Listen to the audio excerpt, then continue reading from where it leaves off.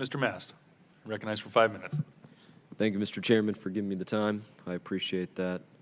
I would like to start with you, Mr. Reininger. I appreciate your testimony today.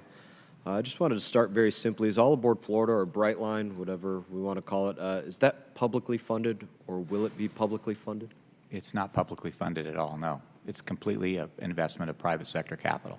So in 2013, when it applied for about $1 billion in railroad rehabilitation and improvement loan, would that have been considered publicly funded? That would have been a loan from the federal government. What about 2014, when it applied for a $1.75 billion public access bond, cost to taxpayers of up to $600 million? Would that have been considered? Private activity bonds are 100% capital that comes from the private sector. It doesn't have any involvement from any funds that are distributed from the federal government. District court judge said up to $600 million could have been on the taxpayers. What about at the state level, 2014? To be clear, if I could, about that. Please do so. In that particular case, what he said is that there might have been a deference of some amount of tax revenue that would have come from the interest paid on those bonds. That's not the same thing as an investment by the federal government. Thank you for the clarity. 2014 at the state level, $214 million for the facility at the Orlando airport.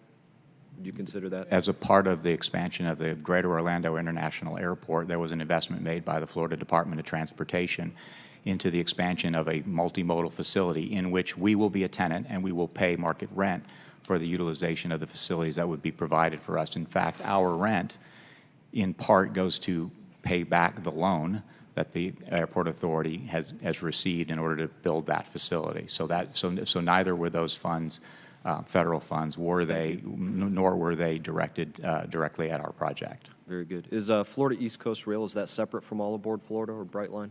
It is. Florida East Coast Railway is a separate owned and operated company that operates freight in a shared use arrangement on the corridor.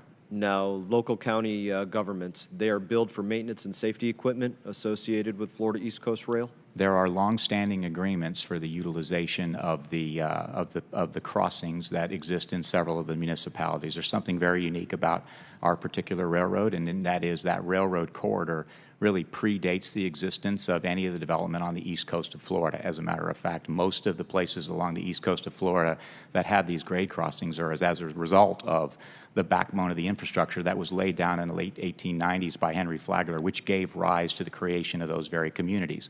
The unusual aspect of that is that when the municipalities up and down the corridor sought to get permission to cross the existing rail corridor, they had to go to the private company and get that permission. Now, in return for that Florida permission, East Coast Rail, correct? in return for that That's permission, Florida East Coast Rail? it's both the rail right-of-way is shared ownership between two independent companies, Florida East Coast Industries and Florida East Coast Railway. Perfect. Now, in that, are you counting on counties like Martin County, St. Lucie County, Indian River County to pay for maintenance associated with the All Aboard Florida high-speed rail project as well?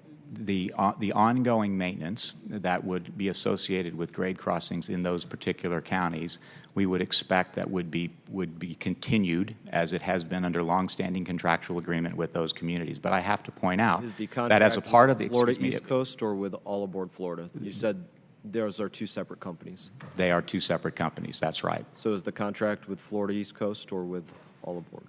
They are with Florida East Coast Industries. So are there counties that don't have a contractual agreement with the All Aboard Florida project? I'm not sure. Okay, I'd like to move to something else. Mr. Percari, I appreciate your testimony as well. Phase one, you noted of your Gateway project is fixing aging bridges. Is it important to fix those for safety? It is. While both the bridge and tunnel are safe at 106 years of age, it is clear that the tunnel in particular, given that it flooded during Sandy, has to be rehabilitated in the next 10 years. Is it important to not obstruct maritime traffic? It is very important to not obstruct maritime traffic. The state of the art now is to build a bridge that isn't required to be open and closed periodically, which would be the design of the new bridge. So, Mr. Reininger, my question is to you. Will you be replacing the railroad bridges in my district that prevent all maritime traffic for 45-minute cycles? We will be made in your district, as we did in their first phase. There happen to be two movable bridges within that district.